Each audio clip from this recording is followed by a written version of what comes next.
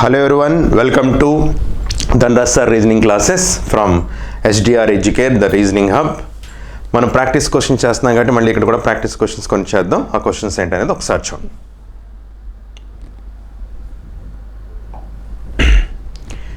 In the word ప్యాటర్నైజ్ అనే word తీసుకోమంటున్నాడు. ఇక్కడ వాడు ఇచ్చాడు ప్యాటర్నైజ్. The letter immediately before each vowel. The letter immediately before each vowel.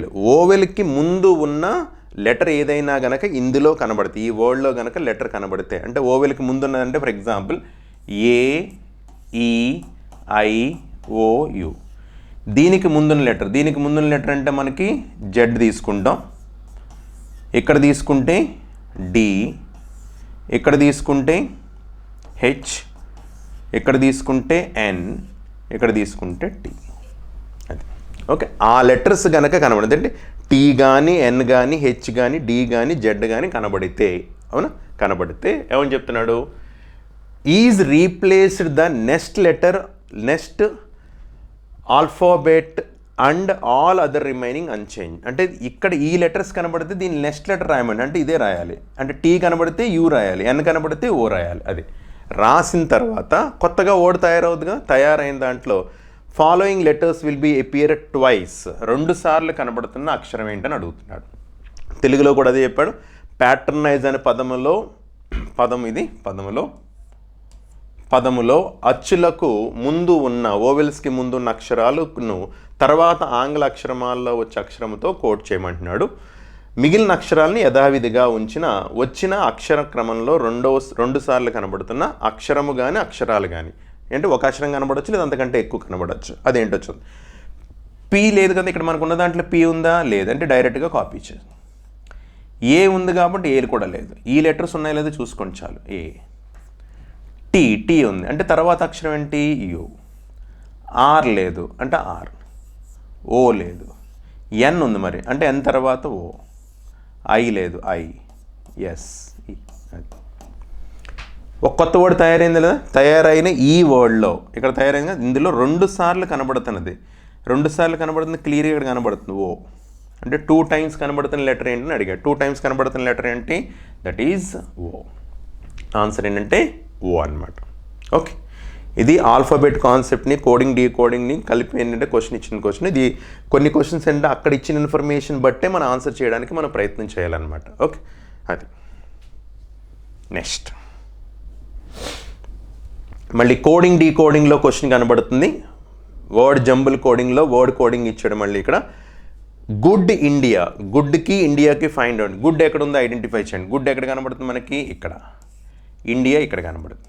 India ఇంకెక్కడన్నా కనబడుతుందా? ఇక్కడ కనబడుతుంది.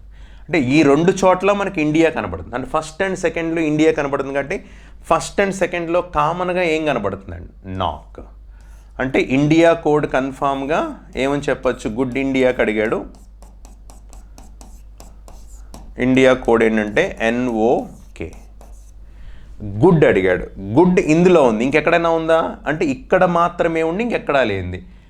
సాక్ అనేది SOK ఉందా? ఫస్ట్లో ఉంది, అంటే ఇది కాదు. MOK ఎక్కడా లేదు, WOK ఇక్కడ ఉంది, అంటే ఇందులోనే ఉండి ఇంకెక్కడా లేనిదంటే ఏమని చెప్పచ్చు? MOK. అంటే గుడ్కి ఏంటంటే కనుక MOK అండ్ ఇండియాకి ఏంటంటే NOK. రెండాటిలో ఉంది కాబట్టి MOK అండ్ NOK అనే ఆప్షన్ ఎక్కడ కనబడుతుంది మనకి? ఆప్షన్ 3. ఓకే. డైరెక్ట్ కోడింగ్, అదే జంబుల్ కోడింగ్లో వర్డ్ కోడింగ్ని అడగడం జరిగింది. ఓకే. నెక్స్ట్ చూడండి. A clock shows 4 hours 18 minutes. What time does it mirror image show? Okay. ఒక గడియారంలో సమయం ఎంత? 4 గంటల 18 నిమిషాలు అయిందంట. అయిన గడియారం అద్దంలో చూపించిన కనబడు సమయం ఎంత? దీనికి మనందరికీ తెలిసిందేంటి? Mirror, original image plus mirror image equal to 12. మీరు ఒరిజినల్గా ఉన్న ఇమేజ్ని, మిర్రర్లో ఉన్న ఇమేజ్ని ఎప్పుడైనా మనం టోటల్ చేసామంటే ఖచ్చితంగా 12కి సమానం. ఎందువల్ల? గడియారంలో టైం ఒకవేళ 3 అయింది అనుకోండి, దీన్ని నేను అద్దంలో చూపిస్తే ఏమవుతుంది? 9 అవుతుంది. ఇది 3, ఇది 9. 9 + 3 ఎంత? 12. సరిపోయిందా? అంటే ఎప్పుడైనా సరే ఒక ఇమేజ్ ఇచ్చి రెండో ఇమేజ్ అడిగితే 12లోంచి తీయాలి. కానీ మనం ఇక్కడ 12లోంచి తీయకుండా మనం ఏం చేస్తామంటే 11:60లోంచి తీస్తాం, ఈజీ చేసుకోవడం కోసం, అంతకంటే ఏం లేదు. ఓకే, అంటే 60 నిమిషాల ముందే అప్పు తెచ్చుకుని పెట్టుకొని 11 + 60, అంటే ఇప్పుడు మనకి ఇచ్చింది తీసుకుంటే 11:60.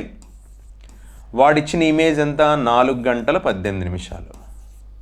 సబ్ట్రాక్షన్ చేయండి, 2, 4, 7, అంటే 7 గంటల 42 నిమిషాలు అనమాట. ఓకే, 7 గంటల 42 నిమిషాలు ఎక్కడ ఉంది? ఆప్షన్ 1. ఇది మనకు తెలుసు, original image plus mirror image equal to 12. అందుకని 11/60 లేదంటే 12లోంచి అంటే మళ్ళీకి ఇక్కడ మళ్ళీ తెచ్చుకోవాలి. అది ముందే తెచ్చుకొని పెట్టుకుంటే డైరెక్ట్గా మనం సబ్ట్రాక్షన్ చేయొచ్చు అనమాట. ఓకే, నెక్స్ట్, ఒక గడియారం 6 గంటలు మ్రోగుటకు 30 సెకండ్లు. A clock strike 6 taking 30 seconds. అయినా అదే గడియారం 9 గంటలు మ్రోగుటకు ఎంత సమయం తీసుకున్నాం? Okay, how much time it will take to strike 9 at same rate. గడియారం 6 గంటలు మోగుటకు 30 సెకండ్లు. 6 గంటలు మ్రోగుటకు 30 సెకండ్లు తీసుకుంటే అదే గడియారం 9 గంటలు మ్రోగుటకు ఎన్ని సెకండ్లు తీసుకుంటాం? ఇది సాధారణంగా ఏంటంటే ఇలా డైరెక్ట్గా చేస్తే తప్పు. 6 5s are 30, 9 5s are 45 అని ఎట్టి పరిస్థితిలో చెప్పకూడదు అనమాట. ఎందుకు చెప్పకూడదంటే దానికి రీజన్ ఏంటంటే, మనం గడియారంలో పెండిలం తీసుకున్నాం అనుకుందాం, ఇది పెండిలం అని. ఈ పెండిలం అనేది ఏంటంటే ఇలా ఊగుతుంది. పెండిలం ఏమవుతుంది? ఇలా ఊగుతుంది. మనం ఎప్పుడైనా స్ట్రైకింగ్స్ కనుక కౌంట్ చేయగలమంటే, ఎప్పుడు కౌంట్ చేయగలమో చూసుకోండి ఒకసారి. స్ట్రైకింగ్స్ ఎప్పుడు కౌంట్ చేయగలము? మనం గడియారం ముందు నిలబడి గడియారంలో ఉన్న వాల్యూస్ మనకి గంటలకు లెక్క పెట్టాలి అంటే మొదటి గంట కొట్టిన తర్వాత మాత్రమే మనం లెక్క పెట్టగలం. ఎందుకంటే ఫ్యూచర్లో గంట కొడద్దని మనకు తెలియదు కదా. టంగ్ అని ఎప్పుడైతే సౌండ్ వినబడిందో అప్పటి నుంచి నేను వాచ్ క్యాలిక్యులేట్ చేయగలను. అంటే ఎప్పుడు నేను క్యాలిక్యులేట్ చేయగలను? 1 అని సౌండ్ విన్న తర్వాత ఇప్పుడు టైం క్యాలిక్యులేట్. 1 టంగ్ అని సౌండ్ వినబడి ఇప్పుడు నేను క్యాలిక్యులేట్ చేస్తాను. 1 అని విని 2 3 4 5 6. ఇప్పుడు చూడండి, నేను 6 కౌంట్ చేశాను. కానీ కౌంట్ చేసిన 6 కానీ నేను ఎలా కౌంట్ చేశానంటే 1 అని వినబడిన తర్వాత ఇక్కడ ఇది వినేసి అప్పుడు కౌంట్ చేస్తున్నాను. 2వ గంట కొట్టడానికి, 3వ గంట కొట్టడానికి, 4వ గంట కొట్టడానికి, 5 6వ గంట కొట్టడానికి. అంటే ఎన్ని ఇంటర్వెల్స్ కౌంట్ చేశానండి? ఓన్లీ 5 ఇంటర్వెల్స్ మాత్రమే కౌంట్ చేశాను. లెక్క పెట్టడం అయితే గంటలు 6 లెక్క పెట్టాను, కానీ టైం క్యాలిక్యులేట్ చేసింది అంటే మొదటి గంట కొట్టడానికి పట్టే సమయాన్ని నేను క్యాలిక్యులేట్ చేయలేను, ఎట్టి పరిస్థితిలో చేయలేను. ఎందుకంటే ఎప్పుడు గంట కొడదో మనకు తెలియదు. గంట సౌండ్ విన్న తర్వాత మాత్రమే నేను టైంని క్యాలిక్యులేట్ చేయగలను. కాబట్టి 1 అని విన్న తర్వాత 2 3 4 5 అంటే నాకు పట్టిన టైం ఏదైతే ఉందో ఇక్కడి నుంచి క్యాలిక్యులేట్ చేయడం జరిగింది. ఈ పార్ట్ నుంచి ఇక్కడి నుంచి 1 ఇది కలిగి.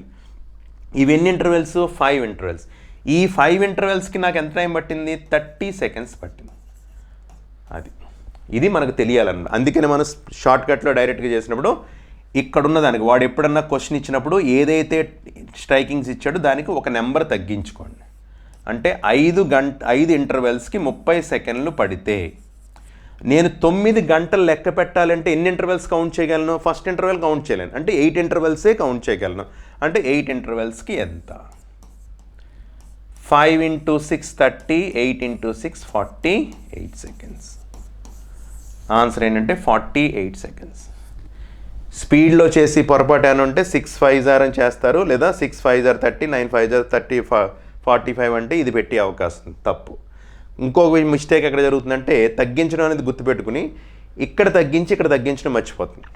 అంటే 5 × 6 30 అని చెప్పి 9 × 6 54 పెడుతున్నారు. వాడు ఆప్షన్స్ కూడా చాలా జాగ్రత్త అలాగే ఇస్తాడు జాగ్రత్తగా. అది మనం కొంచెం ఐడెంటిఫై చేసుకోవాలి. పైన కూడా తగ్గించాలి. ఇది ఎక్కడా కూడా మనం లెక్క పెట్టలేం కాబట్టి ఇక్కడ 5 ఇంటర్వెల్స్ కాబట్టి ఇక్కడ 9 స్ట్రైకింగ్స్ నేను కౌంట్ చేయాలంటే ఖచ్చితంగా నేను 8 ఇంటర్వెల్సే క్యాలిక్యులేట్ చేయగలను. 8 ఇంటర్వెల్స్కి మాత్రమే నేను క్యాలిక్యులేట్ చేస్తాను. That equal to 48 seconds. Okay, ఒకటి మిర్రర్ ఇమేజ్లోని, ఒకటి స్ట్రైకింగ్ కాన్సెప్ట్లో ఇచ్చిన క్వశ్చన్స్ అనమాట. ఓకే, నెక్స్ట్ 25th December 2017 ఏ వారము అగును?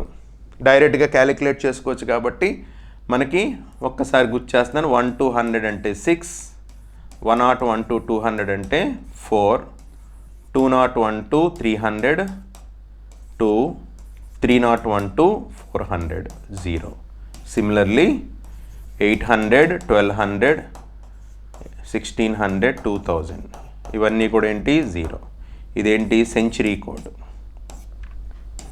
తర్వాత మంత్ కోడ్ నెంబర్ ఏంటి 03361462503 okay. January, February, March, April, May, June, July, August, September, October, November, December.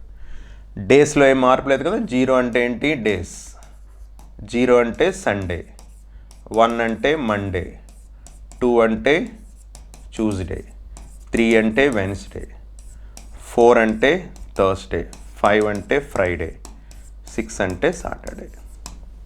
Okay. మనకిచ్చిన డేట్ తీసుకోండి 25th డిసెంబర్ 2017. 25 ఫార్మాట్ ఏంటి డేట్ రాయాలి, తర్వాత మంత్ కోడ్, డిసెంబర్ మంత్ ఎంత 5. 2017 అంటే 2101 నుంచి 2100 మధ్యలో ఉంది కాబట్టి కోడ్ ఏమవుద్ది 6. తర్వాత 17/4 అంటే ఎంత లీప్ ఇయర్స్ కౌంట్ చేయాలి కదా, లీప్ ఇయర్స్ కౌంట్ చేస్తే 4 బై ఏం చేయాలి 7. 17 + 4 21 తీసేచ్చా. 21, 25, 26, 27, 28, 6 + 1 7. ఇంకెంత మిగిలింది 1 అంటే 1 కంప్లీట్ అయిపోయింది. 1 అంటే ఏంటి మండే, ఆ రోజు ఏమవుతుంది మండే. అది ఓకే. ఫార్మాట్ ఏంటి డేట్ రాస్తాం, month code, century code, years by 4/7. ఇది ఫార్మాట్. అదే ఇక్కడ రాసాం date, month code, century code, years by 4. Week days కాబట్టి 7తో డివిజన్ చేస్తే రిమైండర్ ఎంత మిగిలింది, ఏ రిమైండర్ అయితే మిగిలిందో మనకు అదే కదా డేస్కి 1 మిగిలింది కాబట్టి 1 అంటే ఏంటి మండే. ఓకే. ఇది నోట్ చేసుకో. సారీ.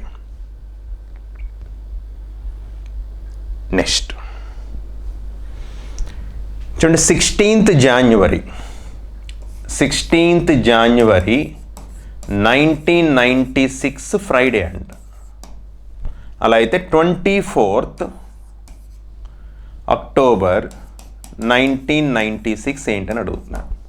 అది ఇది 2 రకాలుగా నేను చెప్తాను, మీరు ఏదైతే ఫాలో అవుతున్నారో చూసుకోండి. అంటే ఇయర్ సేమ్ ఉంది కదా, అంటే ఇయర్లో ఎటువంటి మార్పు లేదు.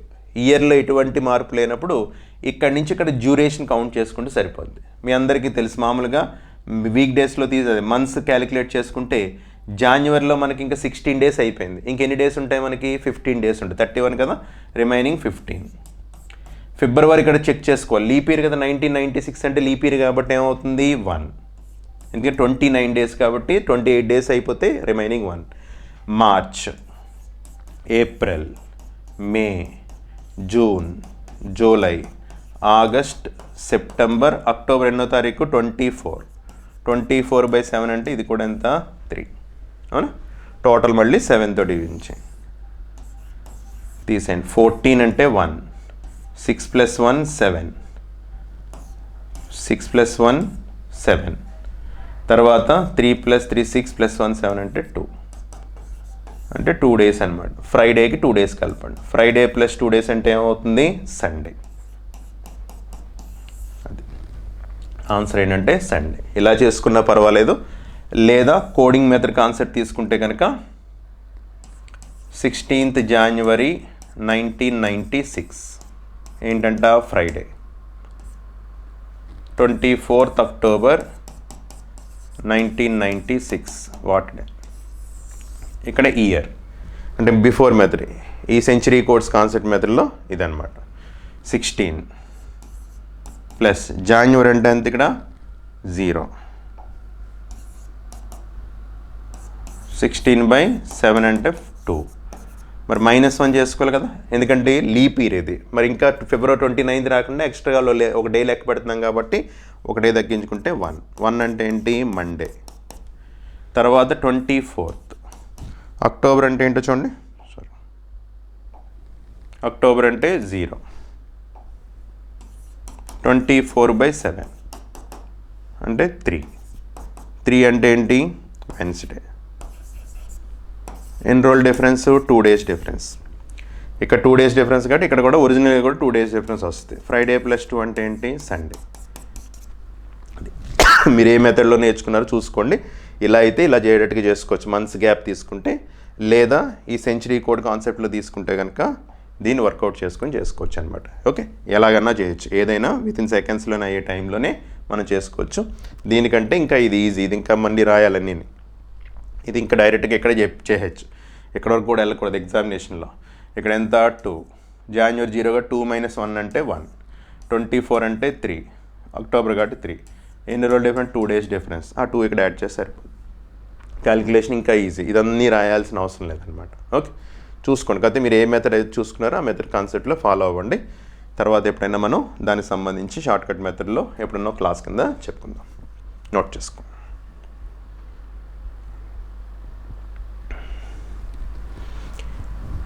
నెక్స్ట్ చూడండి, లెటర్ సిరీస్ ఇచ్చాడు. లెటర్ సిరీస్ తీసుకుంటే కనుక ఏ లెటర్కి ఆ లెటర్ రాస్తున్నాను, BFKO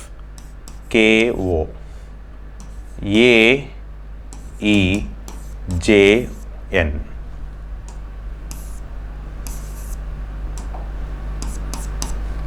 తర్వాత LPUY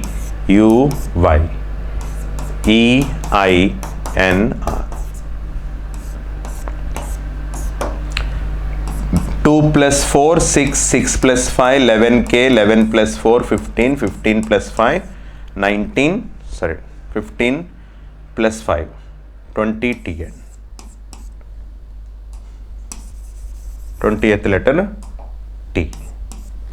ఫస్ట్ లెటర్ T అంటే ఈ ఆప్షన్ ఎలిమినేట్ చేసేచ్చా, అది. తర్వాత 1 + 4 5, 5 + 5 10th లెటర్ J, 10 + 4 14, 14 + 5 ఎంత 19. ఆల్ఫాబెట్లో 19th లెటర్ ఏంటి, S, TS అన్నట్లోనే ఉంది. తర్వాత 12, 12 + 4 16, 16 + 5 21, 21 + 4 25, 25 + 5, 25 + 5 అంటే 30, 30 - 26 అంటే 4th లెటర్ కావాలి. 4th లెటర్ ఏంటి, D, అవునా. తర్వాత 5 + 4 9, 9 + 5 14, 14 + 4 18, 18 + 5, 18 + 5 అంటే ఎంత 23. ఆల్ఫాబెట్లో 23rd లెటర్ ఏంటి, W, TSDW. TSDW ఎక్కడ ఉంది, option 3. Okay, alphabet series concept question. Next తర్వాత చూడండి, ఇక్కడ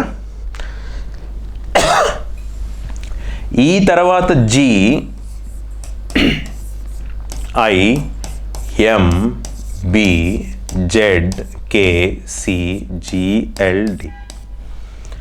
నెక్స్ట్ లెటర్తో మనం ఇక్కడ కంటిన్యూ చేస్తే G + 2 వచ్చింది, తర్వాత +2 వచ్చింది, మళ్ళీ M వచ్చింది, +3, మళ్ళీ తగ్గిపోయింది. అంటే సీక్వెన్స్ కంటిన్యూ అవ్వట్లేదు, అది ఫెయిల్ అయింది.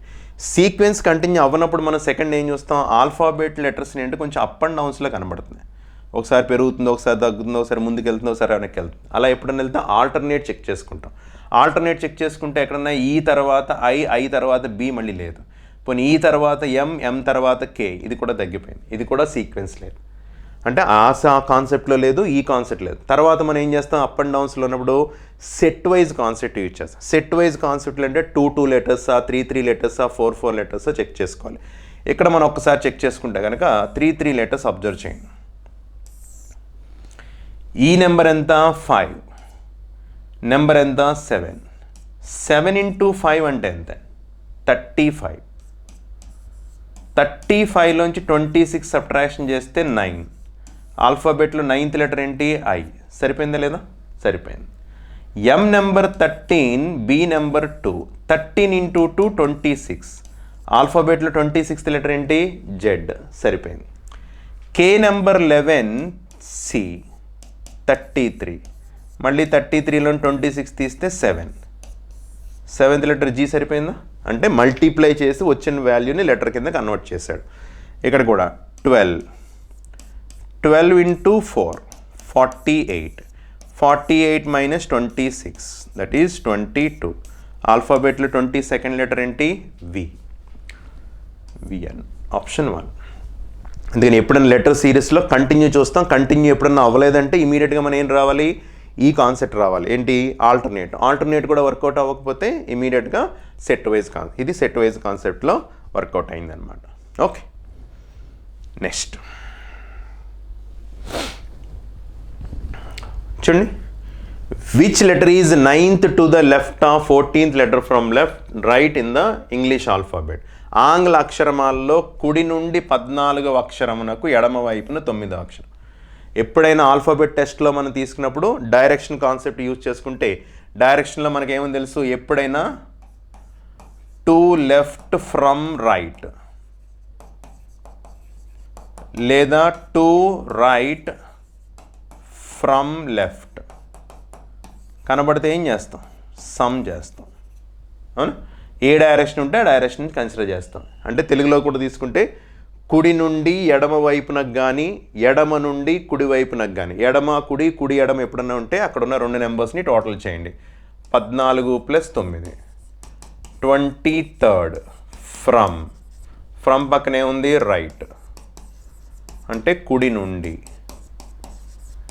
ఎప్పుడైనా కుడి నుండి ఎప్పుడైనా లెటర్ అడిగితే మనం ఏం చేయాలి, ఇమీడియట్గా లెఫ్ట్కి మార్చుకోవాలి. ఎందుకంటే రైట్లో ఉంది కాబట్టి లెఫ్ట్ మార్చుకుంటే ఫ్రమ్ లెఫ్ట్లోకి ఎలా మారుతుంది.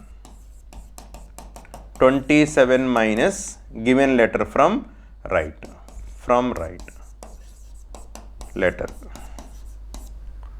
అంటే 27 మైనస్ 23 దట్ ఈజ్ 4. ఆల్ఫాబెట్లో 4th లెటర్ ఏంటి, డి అనమాట. Answer D.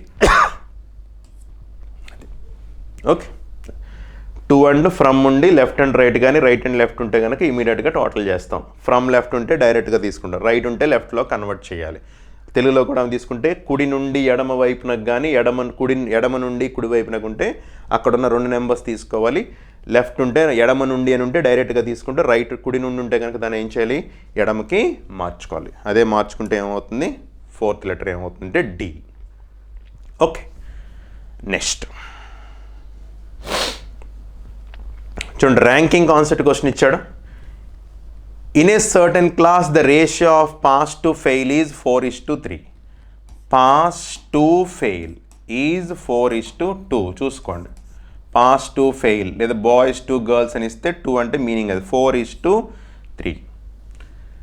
Varun got 21st rank from first and 16th rank from last among the students who passed the examination. ఎవరి గురించి మాట్లాడుతున్నాడు, అమాంగ్ అంటే ఓన్లీ పాస్ అయిన వాళ్ళ గురించి మాట్లాడుతున్నాడు. వరుణ్ మొదటి నుంచి 21వ ర్యాంకు. చూడండి ఇక్కడ ఉత్తీర్ణులు అయిన వారిలో, among the students who passed the examination అంటే ఉత్తీర్ణులు అయిన వారి గురించి, అంటే ఓన్లీ పాస్ అయిన వాళ్ళ గురించి మాట్లాడుతున్నాడు. పాస్ అయిన వాళ్ళలో వరుణ్ అనే పర్సన్కి ఫస్ట్ నుంచి ఎన్నో ర్యాంక్ వచ్చింది, 21st వచ్చింది. లాస్ట్ నుంచి ఎన్నో ర్యాంక్ వచ్చింది, 16. ఒక పర్సన్ యొక్క ర్యాంక్స్ బోత్ సైడ్స్ తెలిస్తే కన్ఫామ్గా మనం ఏం చెప్పొచ్చు, టోటల్ చెప్పొచ్చు. అంటే దట్ ఈస్ 37 - 1 36. ఎందుకు -1 చేస్తాం, ఇతన్ని మనం 2 సార్లు లెక్క పెట్టాం కాబట్టి ఉన్నది ఒకసారి కదా క్లాస్లో, మరి ఒకసారి తగ్గించుకోవాలి కాబట్టి 37 అంటే ఇప్పుడు ఏంటి, ఇక్కడ వీళ్ళందరూ పాస్ అయిన వాళ్ళు. మనకి పాస్ అయిన పార్ట్స్ ఎన్ని ఉన్నాయి, 4 పార్ట్స్కి 36 మెంబర్స్ ఉన్నారంట. 4 పార్ట్స్కి 36 మెంబర్స్ ఉన్నారు. అయినా then all the students appeared for the examination, what is the total strength of that. మొత్తం స్టూడెంట్స్ అందరూ అపియర్ అయ్యారంట. అంటే పాస్ అయిన వాళ్ళు ఫెయిల్ అయిన వాళ్ళు కలిస్తేనే కదా క్లాస్లో స్టూడెంట్స్.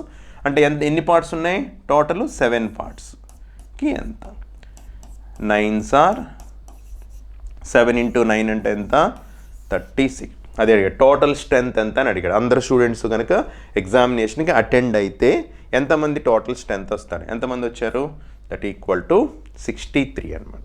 డైరెక్ట్ క్వశ్చన్ ఇక్కడే చేసేసుకోవచ్చు.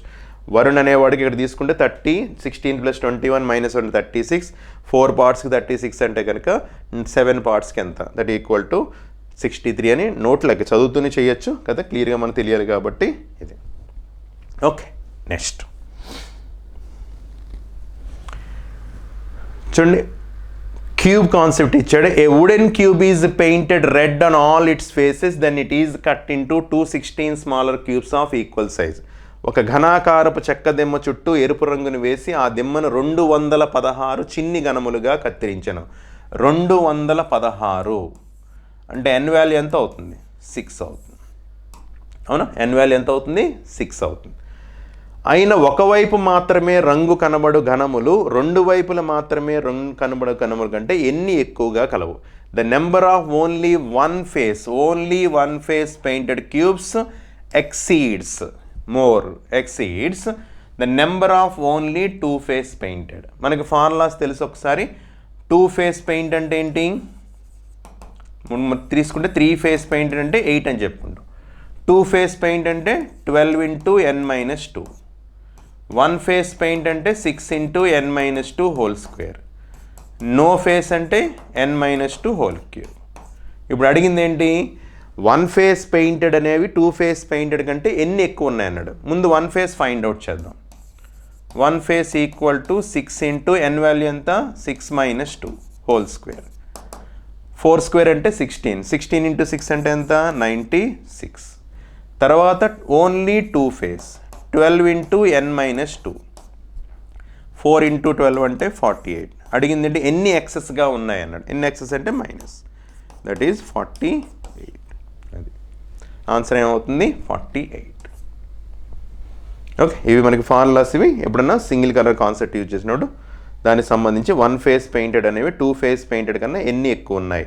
ఆల్రెడీ ఇది ఫైండ్ అవుట్ చేసి ఇది ఫైండ్ అవుట్ చేసి డిఫరెన్స్ కాబట్టి దట్ ఈస్ 48. నెక్స్ట్ చూడండి, ఫైండ్ ద ఆడ్ వన్. డిఫరెంట్గా ఉన్నది చెప్పమన్నాడు. డిఫరెంట్గా ఉన్నది చెప్పమంటే గ్యాప్ తీసుకుంటే 13 + 3 16, 16 + 4 20, 19 + 3 22, 22 + 4 25, 6, 8 + 3 11, 11 + 3 14, 3 + 3 6, 6 + 4 10. డిఫరెంట్గా ఉన్నది ఏంటి, అన్నీ +3 + 4 +3 + 4 +3 + 4. ఇది మాత్రం ఏం ఫాలో అవుతుంది, +3 + 3 ఫాలో అవుతుంది. కాబట్టి డిఫరెంట్గా ఉన్నది ఏంటి, HKL. ఓకే, నెక్స్ట్ ఇక్కడ కూడా డిఫరెంట్గా ఉన్న చెప్పమంటున్నాడు. డిఫరెంట్గా ఉన్న చెప్పమంటే 2 ఆడ్ నెంబర్స్ ఉన్నాయి, 2 ఈవెన్ నెంబర్స్ ఉన్నాయి. లేదు, పోనీ స్క్వేర్స్ క్యూబ్స్ చెక్ చేద్దామంటే ఇక్కడ వర్కౌట్ అవ్వట్లేదు.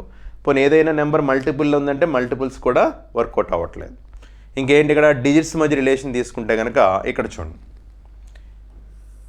ఈ 2 టోటల్ చేస్తే ఎంత, 8 + 5 4 13, 9 + 4 కూడా 13.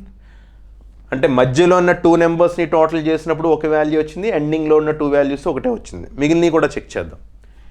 6 + 2 8, 7 + 1 8 సరిపోయింది. 9 + 1 10, 7 + 3 10 ఇది కూడా సరిపోయింది. 9 + 5 + 4 9, 9 + 2 11 సరిపోయిందా. ప్రతిదీ కూడా లాస్ట్ 2 డిజిట్స్ని మధ్యలో ఉన్న 2 డిజిట్స్ని యాడ్ చేస్తే ఒకటే నెంబర్ రావడం అనేది జరిగింది. ఇక్కడ మాత్రం ఏంటంటే అది డిఫరెంట్గా ఉంది కాబట్టి డిఫరెంట్గా ఉన్నదంటే ఏం చెప్పొచ్చు, 5924 అని చెప్పచ్చు. ఓకే, నెక్స్ట్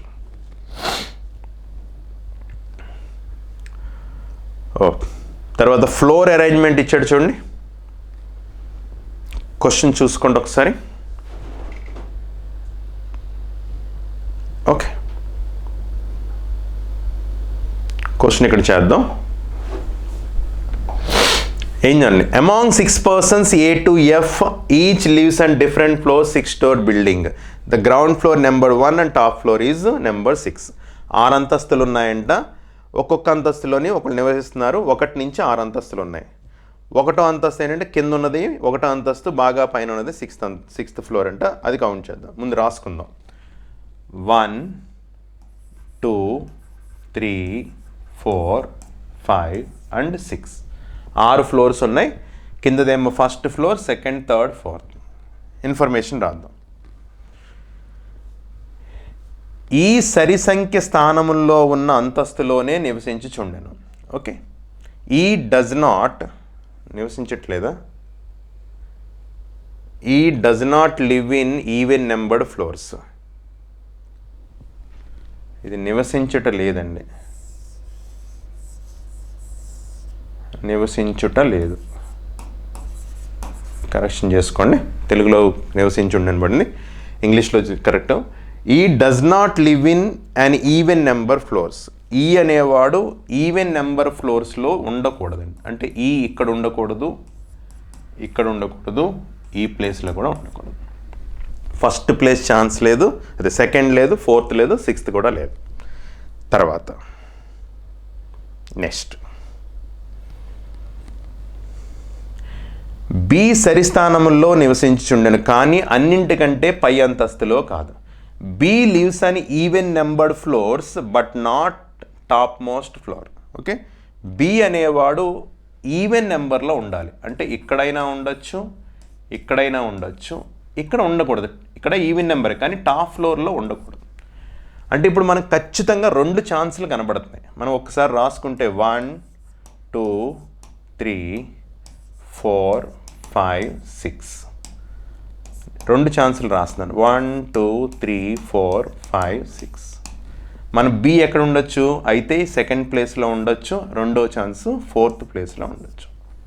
ఓకే, మనకి ఇచ్చిన ఇన్ఫర్మేషన్ ప్రకారం 2 ఛాన్సులు కనబడుతున్నాయి కాబట్టి దాంతో మొదలు పెట్టచ్చు. ఇదన్నీ కూడా కంప్లీట్గా ఛాన్స్ బేస్డే మనం చేయాలి ఇన్ఫర్మేషన్ తీసుకొని. తర్వాత ఇంకేమున్నాయి చూడండి. D lives on odd numbered floor. D బేస్ సంఖ్య అంతస్తులో నివసించుండెను. డి కన్ఫామ్గా ఎక్కడ ఉండాలి? ఆడ్ నెంబర్లో ఉండాలి. అంటే డి అనే పర్సన్ ఎక్కడైనా ఉండొచ్చు, ఇక్కడైనా ఉండొచ్చు, అయితే ఇక్కడైనా ఉండొచ్చు. అది డి అనేవాడు ఆ 3 ప్లేస్లో ఎక్కడో చోట ఉండాలి. తర్వాత ఇంకేమన్నాడు చూ. ఏ మరియు డిల మధ్య 2 అంతస్తులు కలవు. There are 2 floors between A and D. ఏకి డికి మధ్యలో 2 అంతస్తులు ఉండాలంట. అంటే ఏకి డికి మధ్యలో అంటే ఏ పైన డి పైన మీకు తెలీదు. ఏకి డికి మధ్యలో 2 అంతస్తులు అంటే ఏ పైన ఉండొచ్చు, డి పైన ఉండొచ్చు, లేదా ఏ కింద ఉండొచ్చు, డి కింద ఉండొచ్చు. కాబట్టి అది మనకి ఛాన్స్ తెలియదు కాబట్టి రాసు. ఇక్కడ మనం తర్వాత అరేంజ్ చేద్దాం, ముందు ఇన్ఫర్మేషన్ రాసేసుకుందాం. ఓకే, నెక్స్ట్ సి నివసిస్తున్న అంతస్తు తక్షణమే పై అంతస్తులో ఈ నివసించండి. E lives on floor immediately above C.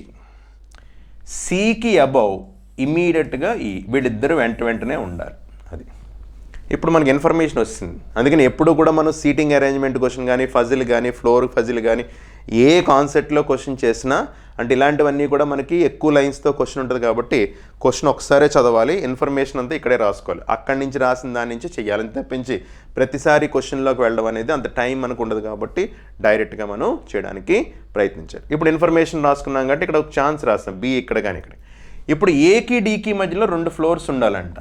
ఇప్పుడు డి ఉండడానికి ఛాన్స్ ఎక్కడ ఉంది? ఇక్కడ ఉంది. At the same time C and ఈని కూడా అరేంజ్ చేయాలి మనం. సి అండ్ ఈ వెంటనే రావాలి.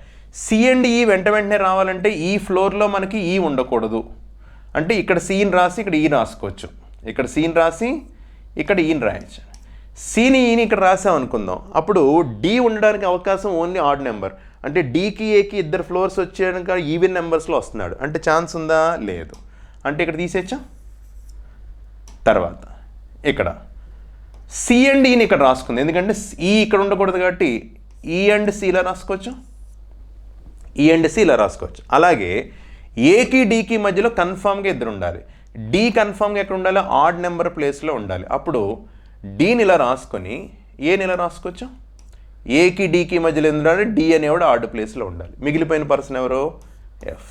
సరిపోయిందో లేదా? ఇది ఎందుకు ఫెయిల్ అయిందో చూద్దాం ఒకసారి. మరి 2 ఛాన్సులు తీసుకున్నాం, బి ఇక్కడ కానీ ఇక్కడ కానీ ఉండొచ్చు. ఈ ఛాన్స్తో వచ్చింది మనకు ఆన్సర్. మరి ఇది ఎందుకు ఫెయిల్ అయిందో తీసుకుంటే సి అండ్ ఈని రాసుకున్నాం అనుకో. నేను సి అండ్ ఈని ఇక్కడ రాసుకుంటే ఖచ్చితంగా ఇక్కడ ఎక్కడో రాసుకోవాలి. ఇక్కడ రాసుకుంటే ఈ ఛాన్స్ లేదు, అసలు ఈ ఆ ప్లేస్లో ఉండడానికి అవకాశం లేదు, పోయింది, ఫెయిల్ అయింది. పోనీ సి అండ్ ఈని ఇలా రాసుకున్నాం అనుకోండి, ఈవెన్ నెంబర్ అని చెప్పేసి ఇక్కడ ఈని రాసి ఇక్కడ సీని రాశాను అనుకో. ఒకవేళ మరి సి అండ్ ఈని ఇక్కడ రాస్తే ఏ డీకి మధ్యలో 2 రావాలి. అంటే ఏ డీల్ని ఈ ప్లేస్లో ఎక్కడో చోట రాయాలి. ఇక్కడ రాస్తే ఎంతమంది అయిపోయారు? 3 వచ్చారు. మనకి ఎంతమంది ఉండాలి? 2 ఉండాలి. అంటే ఈ కండిషన్ ఫెయిల్ అయిపోయింది లేదా?